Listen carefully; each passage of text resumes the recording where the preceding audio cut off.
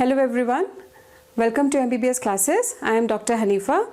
Today in this video I'll be speaking on anatomy of anterior triangle. In this video I'll provide you with the details of different triangles of the neck, its content and its boundaries. This is an important topic among the head and neck anatomy. This lecture will guide you to identify and diagnose the different diseases of the neck, right? Now I have two slides for you with different clinical images of the neck. Now let's see the first slide. So you can see here there are four clinical images. So in this first slide you see the four different images of the neck. These are relevant in view of the clinical examination.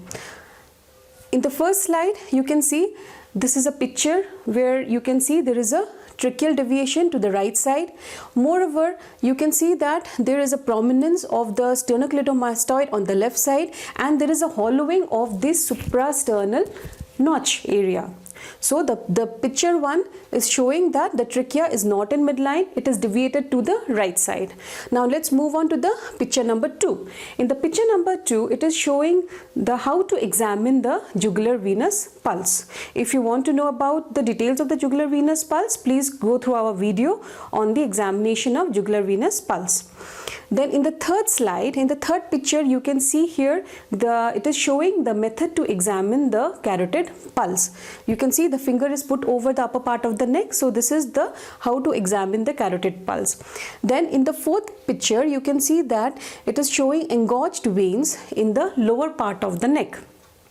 So these are the clinical pictures which tells you the different clinical settings during the examination time. Now let's move on to the second slide. So in the second slide you can see the swellings are in the different parts of the neck, or you can see, if you want to be precise, you can see the different triangles of the neck.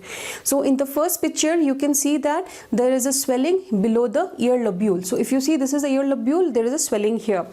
Then in the second picture you can see that the swelling is in the lower midline of the neck. In the third picture you can see there is a swelling below the angle of the mandible. So if you see here, if you can palpate your angle of the mandible, the third picture is a patient is having the swelling over the upper part of the neck. And in the fourth one, the patient is having the swelling in the supraclavicular region. So many of you must have encountered during your clinical postings, isn't it? So, to know from where the swelling is coming, what structure is involved, to predict the structures which you are going to get while doing the surgeries of the neck, you must have an elaborate knowledge about the neck and especially about the different triangles.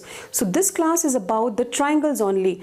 So since we are talking about the triangle of the neck, let me give you some example of the triangles. So, there are two pictures, isn't it? So, if you see this triangle which is purple in color, and this is a gift box which is also triangular in shape. But what is the difference between these two? This triangle is in two-dimensional structure, isn't it? And this gift box, it is a box which has a third dimension, that is the height. So when we are talking about the triangles of the neck, actually it is not a two-dimensional structure, rather the triangles of the neck, they resemble this triangular box. That means the triangles have sides, they have height, they have roof and they have a floor. So whenever we are talking about the individual triangles, we'll be talking about the different sides, and these sides may be formed of muscles, they may be formed of bones, and we'll be talking individually about the roof and the floor also. And we must know in details about the contents and its boundaries. It is very much clinically relevant. So today's topic is on the triangles of the neck. So if we see that the neck shape of the neck, on one side it is quadrangular in shape and it is divided into two halves, anterior half and posterior half. Okay, so this division is made by one muscle which is the sternocleidomastoid muscle. Again, this anterior triangle is divided into four different triangles, that is the submental triangle, submandibular triangle, carotid triangle and the muscular triangle. I'll come into the individual triangles one by one. So this figure you can clearly see the two triangles which are divided by the muscle, that is the sternocleidomastoid muscle. So this is the sternocleidomastoid muscle which extends obliquely across the neck from the sternum up to the mastoid. So the part of the triangle which is anterior to the interior border of the sternocleidomastoid is the anterior triangle, and the part of the triangle which is posterior to the posterior border of the sternocleidomastoid muscle is the posterior triangle. So our interest for today's lecture is the only anterior triangle. The posterior triangle will be taking in another class. In this figure, you can see the anterior triangle from the front. So this anterior triangle, it is a definitely triangular shape which is present on each side of the neck, and it is in front of the sternocleidomastoid. If you see that the apex of the triangle, it is directed downwards, and the base of the triangle is directed upwards, and the base is formed by the mandible. Then again, the anterior triangle is divided into 4 triangles. So we know that first is the submental triangle. So submental triangle, this is the location of the submental triangle, which is the topmost triangle. Then lying beside the submental triangle is the submandibular triangle. Then the third triangle is the carotid triangle, and the fourth one, which is present on either side of the midline, is the muscular triangle. So for today's class, the sternocleidomastoid muscle, it is the key muscle. Okay, so it arises obliquely and it crosses the neck, thus divides the neck into anterior and the posterior triangle. It originates by the 2 heads. One is the sternal head and is the clavicular head, as you can see in this picture. So this is the sternal head. The sternal head, it is different from the clavicular head. The sternal head is tendinous in nature. It arises from the superolateral aspect of the front part of the manubrium sterni. Okay. Now the clavicular head, it is flat in shape.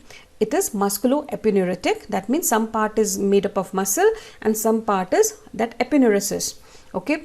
Now they arise from their respective sides, and then as they go upwards, the clavicular head, it passes deep to the sternal end, and then they gets inserted into the mastoid process. Again, in the insertion, there are 2 ways of insertion. One is the thick tendinous insertion, which gets inserted on the lateral surface of the mastoid process, and the thin epineuritic insertion, it is it gets inserted into the lateral half of the superior nuchal line of the occipital bone. Now let's see the blood supply of the sternocleidomastoid muscle.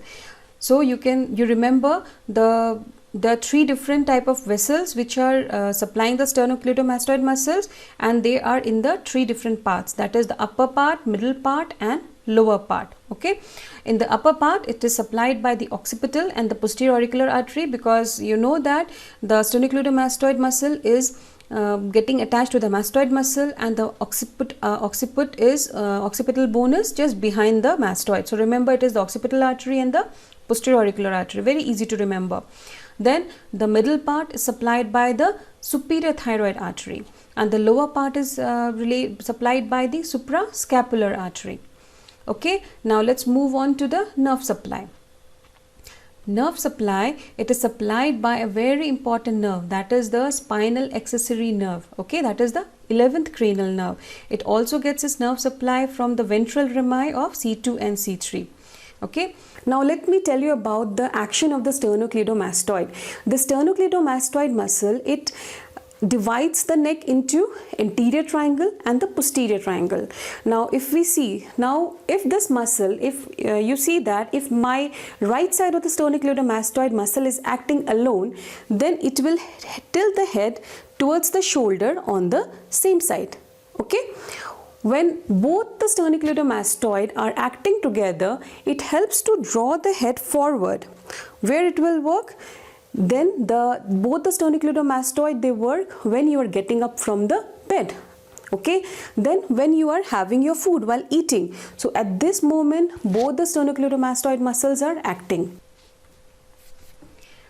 So if you remember the relations, so by this time you must be aware of the different fascial layers of the neck, If you have not gone through my video, then please you can watch the video on anatomy of deep cervical fascia. So it is invested by the investing layer of the deep cervical fascia. If we see the superficial relations, it is related to nerves, it is related to veins, node and glands, just like any other anatomical structure. So the nerves which are related are greater auricular nerve, transverse cervical nerve and lesser occipital nerve. The vein is external jugular vein and it is related to the parotid gland. If we see the deep relations of the sternocleidomastoid muscle, then again the deep relations vary from the upper part, middle part and the lower part. So we'll see in the further slides. In the upper part, it is related to the posterior belly of digastric. It lies below the sternocleidomastoid. Then other muscles which are deep to it are the splenius capitis and the longissimus capitis. These muscles, they form the floor of the posterior triangle. Then it is supplied by the occipital artery in the upper part. In the middle part, the muscles which lie deep to the sternocleidomastoid muscles are again the muscles which are inside the prevertebral fascia, like levator scapulae, scalenus anterior, posterior and medius, and lastly is the inferior belly of omohyoid. In the lower part, the strap muscles are mainly related deep to the sternocleidomastoid. These are the sternohyoid and the sternothyroid muscle, and lastly another is the scalene muscle, is the scalenus anterior muscle. In the middle part of the sternocleidomastoid muscle, deeper part, you will be encountering common carotid artery and the internal carotid artery. That means it gives the branching. In the lower part, you will encounter deep to the sternocleidomastoid muscle, suprascapular artery and the transverse cervical artery. Okay. Now if we look into the veins, the anterior jugular vein it runs through both the middle and the lower part, and in the middle part we get the internal jugular vein. Okay. In the middle part, if we see the relation of the nerves, we encounter vagus nerve, cervical plexus, brachial plexus and the ansa cervicalis. And in the lower part, we get the brachial plexus and the phrenic nerve, which is again situated beneath the prevertebral fascia. So in the anterior triangle, the three muscles are of importance. The first main muscle is the sternocleidomastoid, second muscle is the digastric muscle, and the third muscle is the omohyoid. So let's now move on to the third muscle which subdivides the anterior triangle, that is the digastric muscle. This digastric muscle, it has two bellies. It has anterior belly, this is the anterior belly, and the posterior belly. If we see the diagram from the front view, this is the anterior belly of digastric and this is the posterior belly of digastric. So the anterior belly of digastric, it originates from the digastric fossa, which is situated on the inside part of the lower part of the mandible. Okay. Now the posterior belly, it arises from the mastoid notch on the medial side of the mastoid process, and on the outer part, the sternocleidomastoid muscle, it gets attached. And if you remember, the posterior belly of digastric is a deep relation of the upper part of the sternocleidomastoid muscle. Now these two bellies of the digastric muscle, they are attached by a tendon to the body of the hyoid bone. This is the hyoid bone. Okay, it is innervated by the mylohyoid nerve and the facial nerve. The third muscle is the omohyoid muscle. This muscle, again, it has two bellies. Okay, but the belly are superior belly and inferior belly. So the superior bellies and the inferior bellies, they join together at an angle by an intermediate tendon. So now let's see how they originate. So if you see this diagram, this is the superior belly of the omohyoid muscle, this is the inferior belly of the omohyoid muscle. So the inferior belly of the omohyoid muscle, it arises from the upper border of the scapula medial to the suprascapular notch. So if you see here, this is the scapula and it is arising from the suprascapular notch. Then it passes behind the sternomastoid. So now we come that the inferior belly of omohyoid is related to the middle part of the sternomastoid. Okay, now it passes behind and it runs and it comes to this is an area of an intermediate tendon, and the superior belly, it starts from the intermediate tendon and it gets attached to the lower border of the hyoid bone. So if you see here, this is the lower border of the hyoid bone where it is getting attached. The innervation is from the C1 to C3 anterior MI via the nerve ansa cervicalis.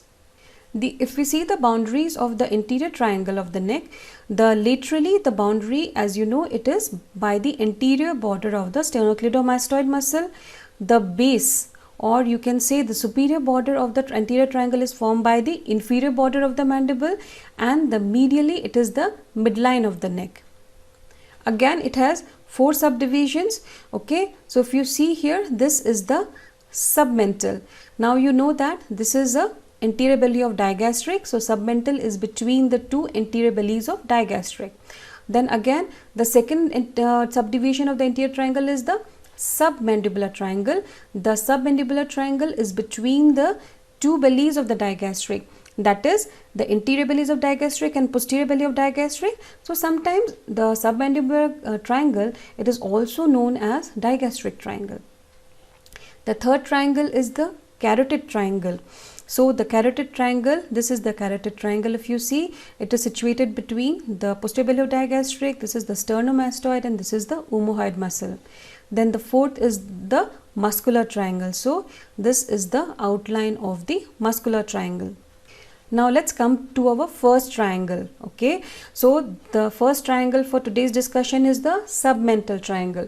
So submental triangle, it is located here, okay, below the mentum. Okay, so the submental triangle is actually a median triangle on the front of the neck, just below the chin. So this is the chin and above the hyoid bone. It is outlined by the hyoid bone inferiorly. So if you see here, this is a picture of you can see the floor of the mouth from below. This picture is taken from the below. So this is the hyoid bone and this is the mandible. So if you see here, the submental triangle is outlined by the hyoid bone inferiorly. It is laterally by the anterior belly of digastric.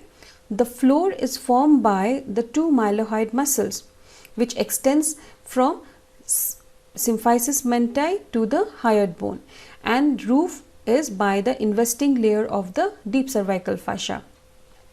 The contents of the submental triangle are submental lymph nodes, submental veins, and commencement of anterior jugular vein.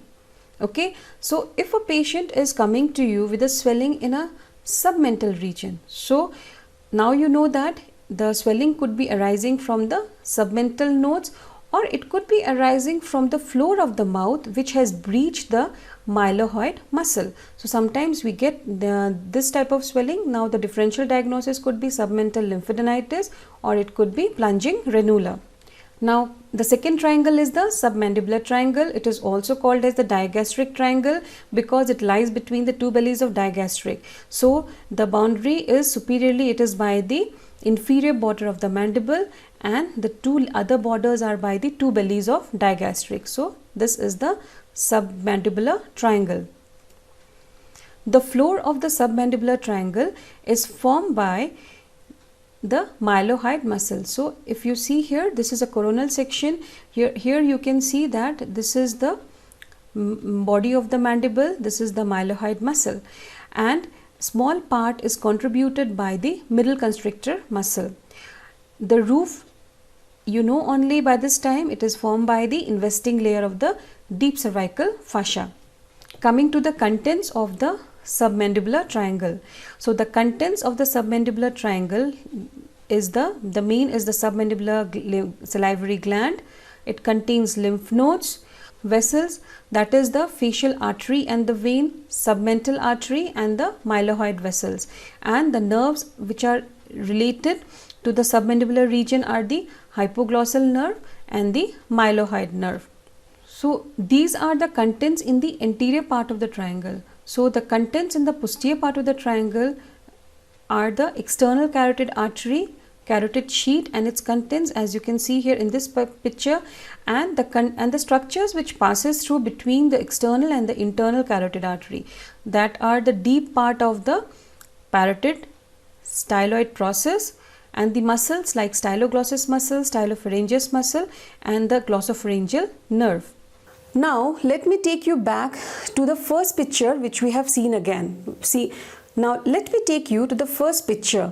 So if you see here now, this patient now, after going through the lecture, you can now tell me that the location of the swelling is in the submandibular region.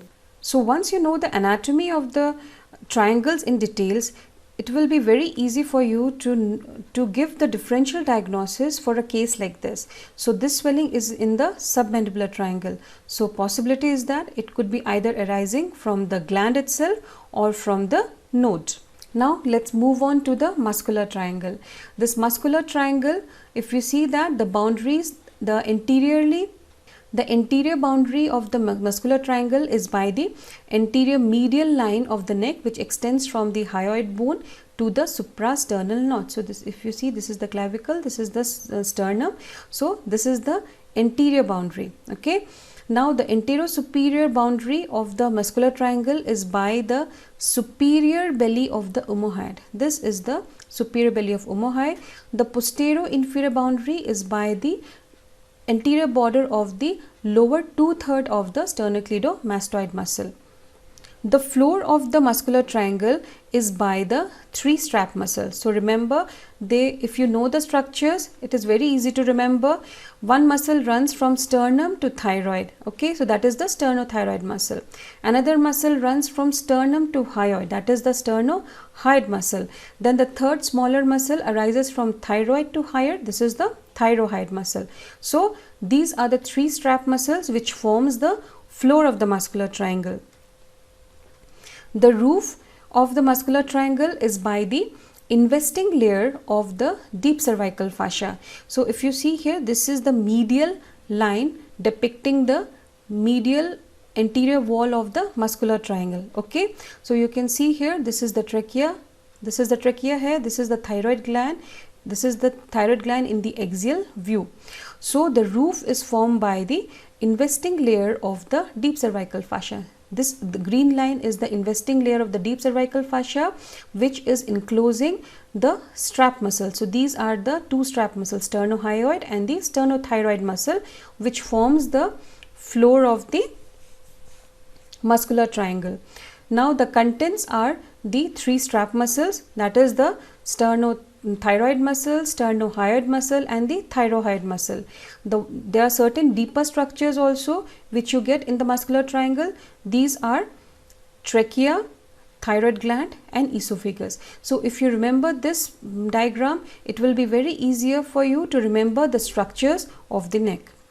Now let's revisit these 2 pictures which we have seen earlier. Okay, so now this patient, if I ask you now from where it is arising, so now you will be able to tell me that this swelling could be arising either from the thyroid gland, from the nodes, or from the thyroid, trachea, or esophagus. Okay, so this is a swelling which is arising from the muscular triangle, and this is a patient with the thyroid swelling. Then again, if you see here another disease of the muscular triangle, as I told you, the trachea is deviated to the right side. So since now you know that the trachea is a midline structure of the muscular triangle.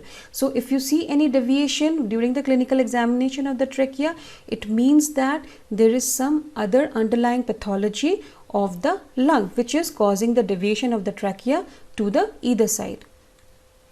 Now the 4th triangle is the carotid triangle. Why it is called so carotid triangle? Because it contains all the 3 carotid arteries, that is the common carotid, internal carotid, and the external carotid artery. The boundary, if you see, superiorly the boundary is by the posterior belly of digastric, anterior inferiorly it is by the superior belly of omohyoid muscle, and posteriorly by the upper 1/3 part of the anterior border of the sternocleidomastoid muscle. If we see the close-up view, this is the hyoid bone. Okay, so this is the anterior belly of digastric, this is the posterior belly of digastric, this is the sternocleidomastoid, and this is the superior belly of omohyoid. So this is our carotid triangle. So it contains the common carotid, internal carotid and the external carotid. You can see these are the different branches of external carotid arteries. That's why it is called the carotid triangle. So this carotid triangle, so if you see that this is the carotid sheet, which is formed by, if you remember the anatomy class on deep cervical fascia, it is formed by the contribution from the 3 different fascias. Do you remember? Yes, it is by the investing layer of deep cervical fascia, pretracheal fascia and the prevertebral fascia. Okay, the roof of the carotid triangle is by the investing layer of the deep cervical fascia. Floor is by the 4 muscles here. In the muscular triangle, we get 3 muscles, that is the strap muscles. In the carotid triangle, we get 4 muscles. Okay, in this way you can remember. So the 4 muscles which form the floor of the carotid triangle are the thyrohyoid muscle. So this is the thyrohyoid muscle, then middle constrictor muscle, hyoglossus muscle and the inferior constrictor muscle. So remember, there are 2 constrictor muscle, that is the middle constrictor and inferior constrictor, which forms the floor of the carotid triangle, and the other one are the hyoglossus and the thyrohyoid muscle.